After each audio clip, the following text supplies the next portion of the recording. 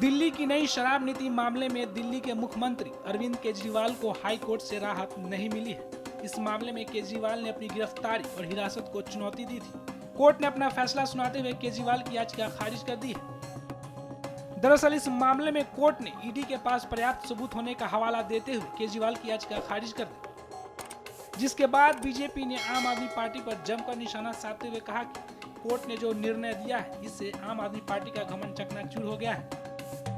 माननीय उच्च न्यायालय ने श्री केजरीवाल के संदर्भ में जो निर्णय दिया है उससे तथ्यों के कठोर धरातल पर आम आदमी पार्टी का अहंकार चकनाचूर हो गया है। स्वघोषित कट्टर ईमानदार का किरदार धारदार तथ्यों के साथ पूरी तरह तार तार हो गया है। यह सामान्य बात नहीं है।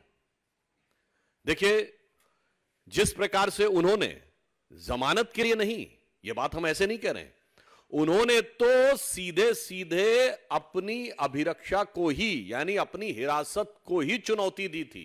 अहंकार यह था कि मुझे छूट नहीं चाहिए, मुझे दूसरे को गलत साबित करना, इसलिए मैंने कहा कि वह अहंकार चूर चूर हो गया है।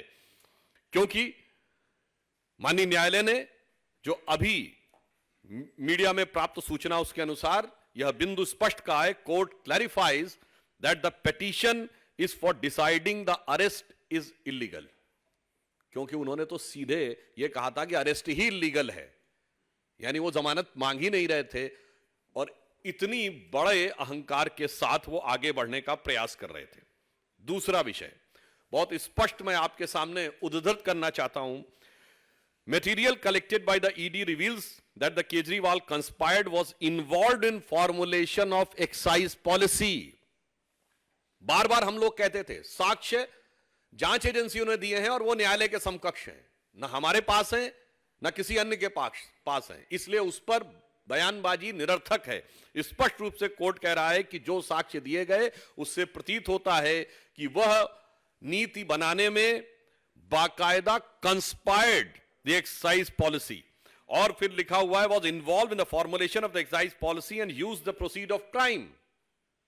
यानी वो नीति निर्धारण में मुख्य कर्ता धर्ता थे और उससे प्राप्त चीज को अवांछित आपराधिक चीजों में प्रयोग किया गया। He is also allegedly involved in the personal capacity in the formulation of the policy and demanding the kickbacks, and secondly in the capacity of national convener। यानी प्रथम दृष्टया वो नीति को बनाने में मुख्य सूत्रधार थे और फिर उसके बदले में धन प्राप्त करने में अपनी दूसरी भूमिका यानी आम आदमी पार्टी के संयोजक के रूप में कर्ता धर्ता थे।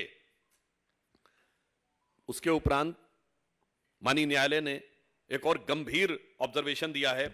Court says doubting grant of the pardon of the approver amounts to casting aspersion on judicial process। अर्थात किसी को जमानत दी गई या नहीं इस पर टिप्पणी करना सीधे सीधे न्यायपालिका के ऊपर टिप्पणी करने के समान है। भाई अगर आप देखें तो इसी आधार के ऊपर अभी संजय सिंह जी को तो बेल मिली है। आप इस ढंग से राजनीतिक आधार के ऊपर कोर्ट के निर्णयों के ऊपर समीक्षा, आक्षेप और कटाक्ष नहीं कर सकते।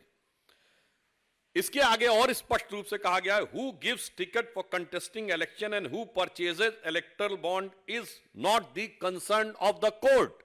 यह बहुत महत्वपूर्ण प्रेक्षण है, is a very significant observation by the high court कि किसको टिकट दिया गया, किसने इलेक्टोरल बॉन्ड लिया, इस विषय का कोर्ट की प्रोसीडिंग से कोई लेना देना नहीं है। अर्थात जो एक कानूनी विषय को वह राजनीतिक विषय बताने का प्रयास कर रहे थे, that was cleverly when he was trying to put a cover of technicality on their hidden motive of politicality which has been totally discarded by the court. अब देखिए एक और बिंदु पे कहा है, the investigating agency under the criminal jurisprudence can't be directed to conduct the investigation as per convenience of the person.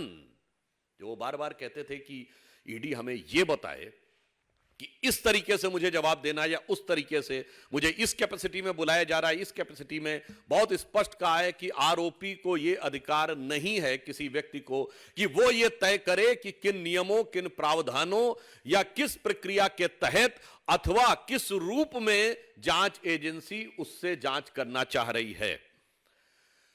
अगला बिंदु और गंभीर है। The court won't lay down different categories of law, one for common citizens and other granting special privilege to chief minister. आम आदमी party, मैं पुनः underline करके कहता हूं, आम आदमी पार्टी के